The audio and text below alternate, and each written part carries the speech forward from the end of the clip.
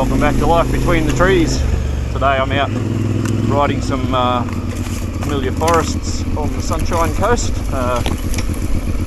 Over the years done all of these forests on enduro bikes, and just linking together, 4 panels of forest today on the big girl.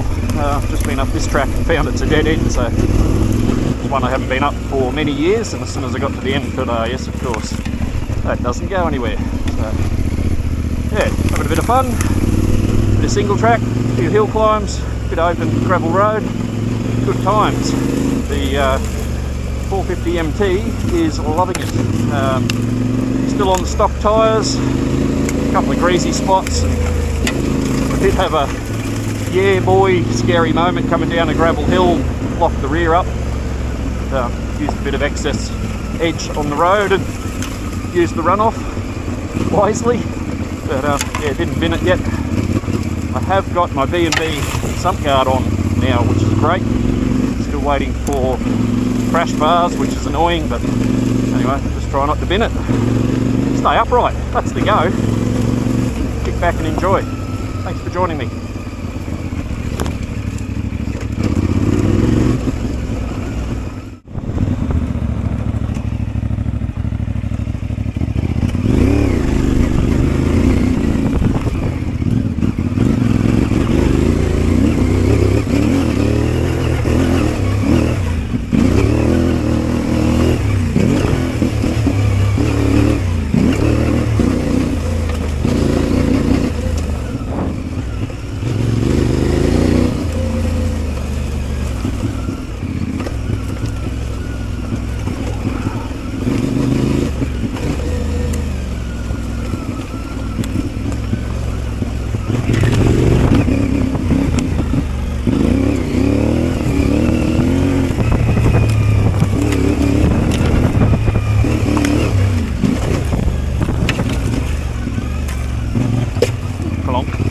Sump guard doing its job.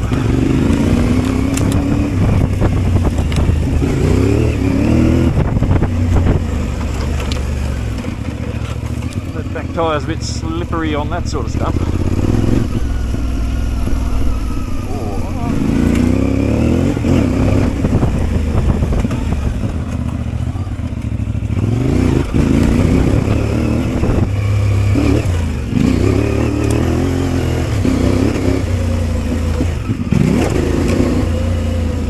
Those playing along at home, I did some setup on the suspension the other day at home, and it seems to be working very well. Obviously we've only got 200 mils to play with, so she's never going to land like an enduro bike, but it's not smashing me up rough now, and I haven't bottomed it out again yet. So what I've done is, on the right hand fork, you have a look at the top of it, the inner clicker is marked comp, it's for compression. The left hand one is 10, TEN, which some Chinese lish for rebound, but that's what it is. So I've let the rebound go about 6 clicks from the standard centre point, which is 10 in, 10 out.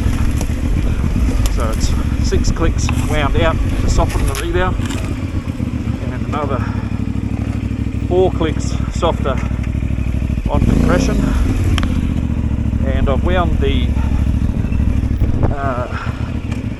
fork preload adjuster, which is the bigger, I think it's 14mm nut. I've wound that in to actually lift the fork up in the stroke a bit, and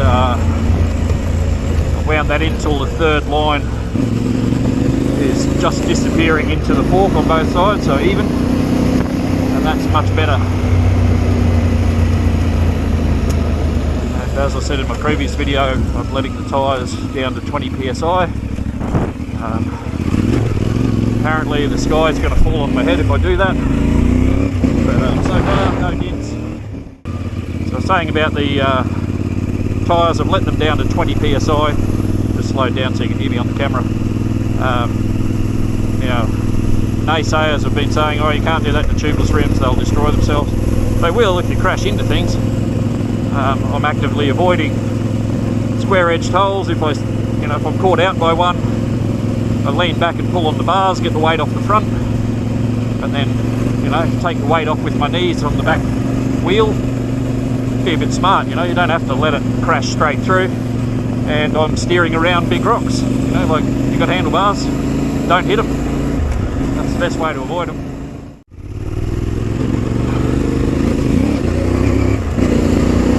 And then on the rear suspension, I've wound down the preload,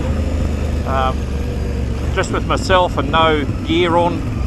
I'm 94 kilos at the moment, bit of a fat bastard. But yeah, I found that my preload was, or my rider sag, sorry, was, what was it now? It was 70 mil, and 60 mil is 1/3 of 200. So typically your sag, or your rider sag, is 1/3 of your stroke. So yeah, 60 mil was what I was chasing, so I got it back up 10 mil with the adjustment nuts. There's tools in your tool bag to do it, so yeah, that seems to have settled the back down a wee bit as well, which is great. And yeah, I'm quite enjoying the way it feels at the moment.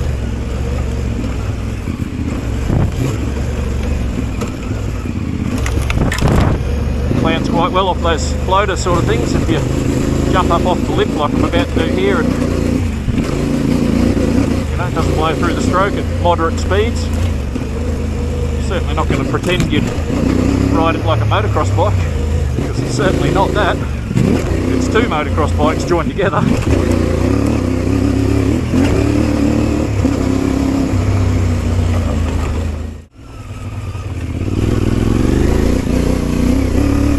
Try our luck with this track. Quite often gets a lot of fallen trees on it.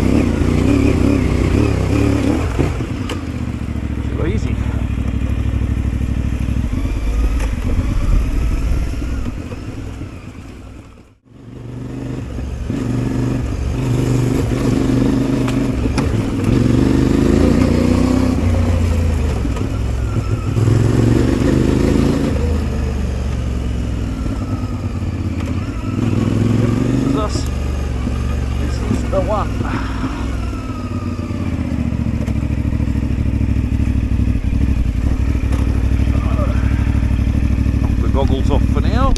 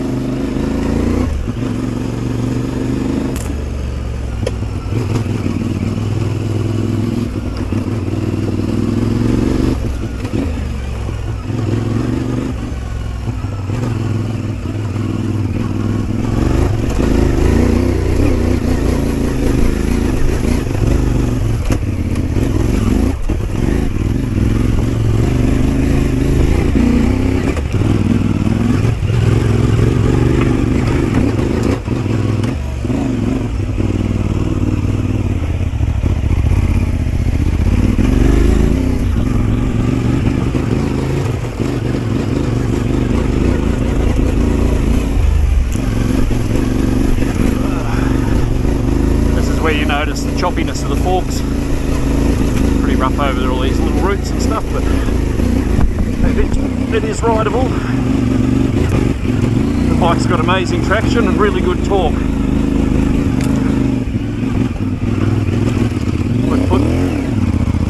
I've put the torque on this engine. I've rated up there with the two-stroke of my Sherco 300.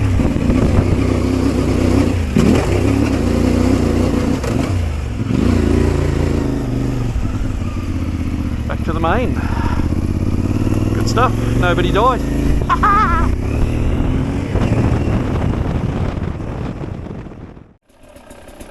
Back out in the trees again on my Sherco now. Just wrapping up the end of the video on the 450 MT suspension changes. So I didn't sign off with a bit of a conclusion about how the bike rides. So suffice to say, it's quite good, very smooth. Yes, you can bottom it, and no, it's not an enduro bike. But I'm able to run the standard tyres at 20 psi. No gear, obviously, just myself. Don't know if I made that clear in the video. Just the bike and myself, naked as it were. Not me, the bike. No one wants to see that. But yeah, it's very capable, as you can see in the little bits of vision. So yeah, get out there, make some changes, see what works for you. It's not the last setting that you'll ever do. But yeah, that's why the adjustments are there. They're adjustments, they're not a factory locked system, which is a far better choice by the MOTO. Let people actually enjoy their bikes the way they want to. Yeah. Thanks for watching the video.